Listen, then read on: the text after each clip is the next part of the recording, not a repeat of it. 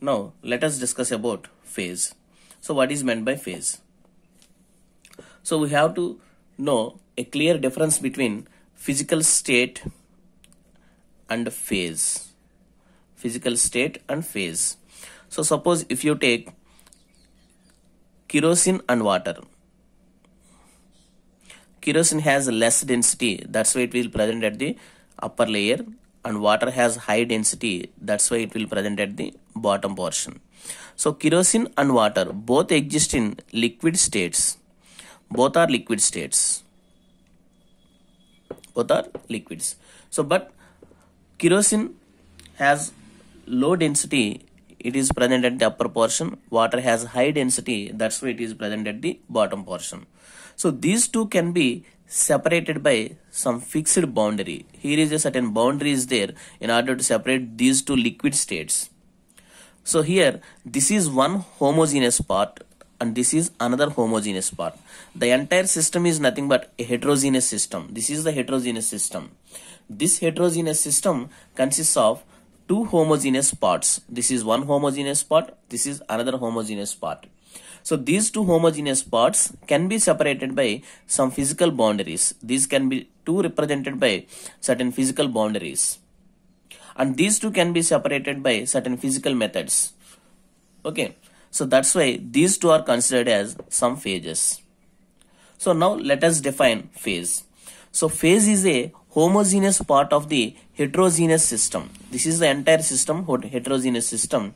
From this heterogeneous system, you have to consider one homogeneous part. So the homogeneous part of the heterogeneous system, which can be separated by certain physical boundaries or represented by certain physical boundaries and can be separable by certain physical methods, then the part is called phase. So here, even though these two are present in liquid state, but there exist two phases. Here the state is one, but the phases are two. Okay, this is about phase. So the phase is the homogeneous part of the heterogeneous system which can be represented by certain physical boundaries and can be separable by certain physical methods. So that is called phase. Suppose if you take any water system, the water system consists of three phases. One is water system consists of three phases. One is ice solid phase, liquid water phase, and gaseous water vapor phase. So here it consists of three phases. So that is about phase. And second one, components. So what is meant by component? So component means the minimum number of chemical formulas which represents each phase of the system. The minimum number of chemical formulas which represents each phase of the system are nothing but chemical components or simply components. So here if you consider the water system, so this water system exists in three phases: ice, water and water vapor. So these three are the three different phases. So these three phases can be represented by using only single chemical formula, that is H2O. So that's why here it consists of only one component. It consists of only one component. So that's why this is mono-component system. So water is an example for mono-component system or one component system. So component means the minimum number of chemical formulas that represents each phase of the system by allowing zero or negative values. So remember this point, we can allow zero values or negative values. So by allowing these two values, we can represent all the three phases. So in order to express these three phases, we can use only one chemical formula, that is water. So that's why it is a mono-component system or one component system. Okay. So in order to understand this very clearly, let us consider another example, that is a system consisting of calcium carbonate. So calcium carbonate exists in mainly three phases. So here calcium carbonate, upon heating calcium carbonate produces calcium oxide and carbon dioxide.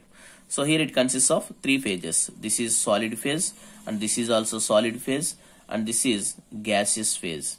So these three phases can be represented by how many chemical individuals, that is how many chemical formulas. So that is the number of components. So the number of components means the minimum number of chemical formulas or chemical constituents that represents each phase of the system completely. Okay, by allowing 0 and negative values. So now let us try to express these three phases by using one chemical formula. Is it possible to express these three phases by using only one chemical formula? No.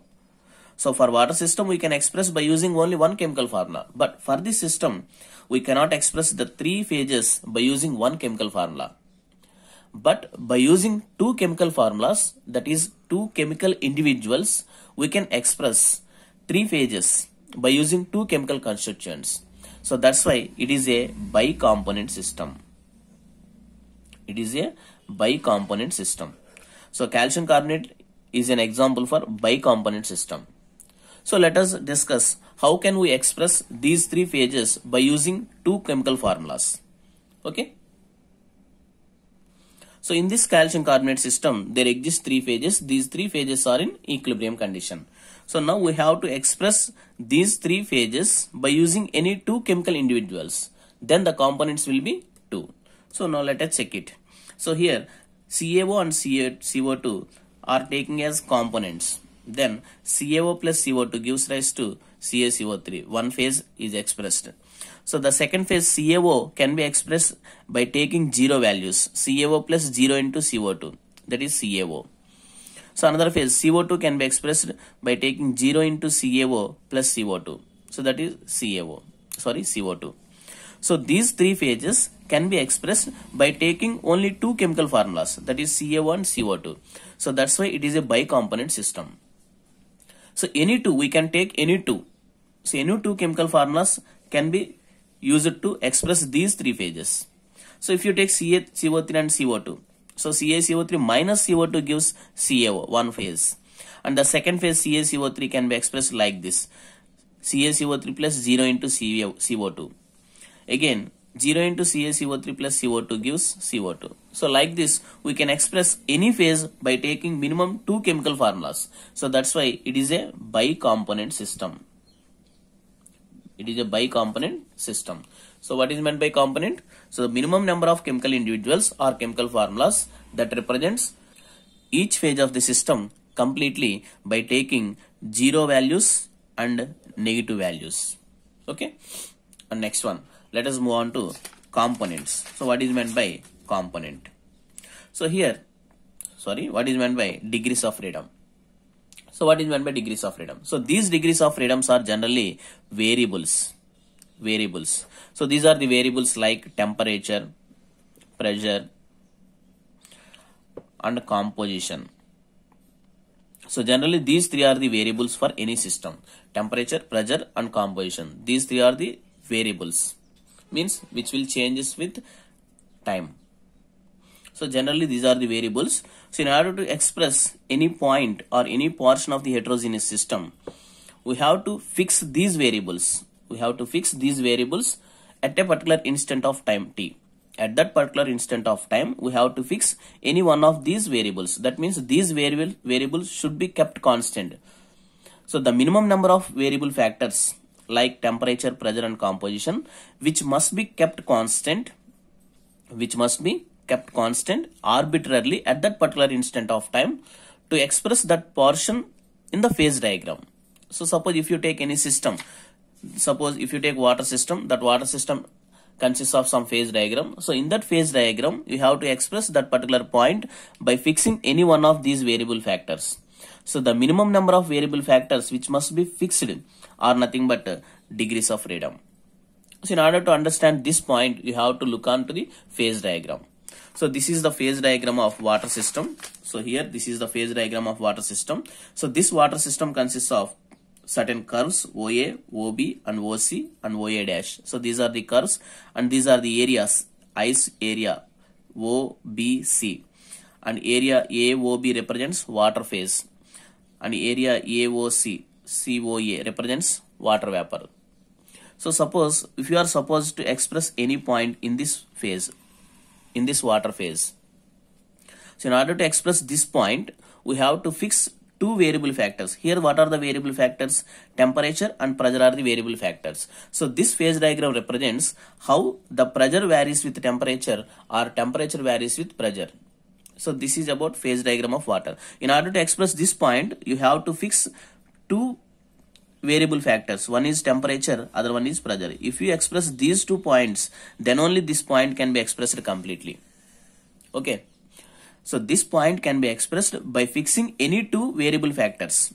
Here you have to fix two variable factors to express this point in this area. So that's why here it consists of 2 degrees of freedoms. 2 degrees of freedoms. Okay. So these degrees of freedoms can be calculated by using this phase rule. If you know the number of phases and number of components, you can easily calculate the number of degrees of freedoms. So for this area, at this point, the number of degrees of freedoms is 2. That means to represent this point, you have to fix two variables. One is temperature, other one is pressure. Okay. Suppose if you are supposed to express any point, describe any point on this curve. So on this curve, this point can be expressed by knowing any one of temperature or pressure. Any one of this variable factor can be useful to describe this point. Isn't it? Any one of the factor will be sufficient for describing this point. But for describing this point in this area, you require only 2 points. That means two variable factors, temperature and pressure. Isn't it? So that's why this point on this curve will have only 1 degree of freedom. Okay. This point on the curve will have only 1 degree of freedom. So this point can be represented by taking this temperature only. So this temperature consists of only 1 point on this curve. So no other point belongs to this temperature. But if you consider this point consists of this temperature. At this temperature, there are so many points in this area. So that's why we have to fix this pressure also. If you fix this pressure also, we can express this point by taking pressure and temperature. If you take only temperature, thus only temperature consists of several points. This temperature consists of several points in this phase. Okay, clear? So in order to fix this point, you have to mention this pressure also. So that's why here it is 2 degrees of freedom.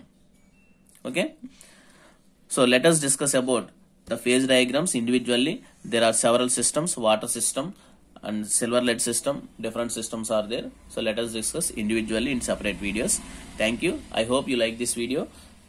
Thank you. Please subscribe to my channel and please comment me the answer in comment box. I will ask a question. Here is a question for you. So what are the number of degrees of freedom for water system? F plus P is equal to C plus 2. So calculate the number of degrees of freedom for one phase having one component. So one phase, here the phase is 1 and component is 2. Then what is the number of degrees of freedom? Please comment me the answer in comment box. Thank you.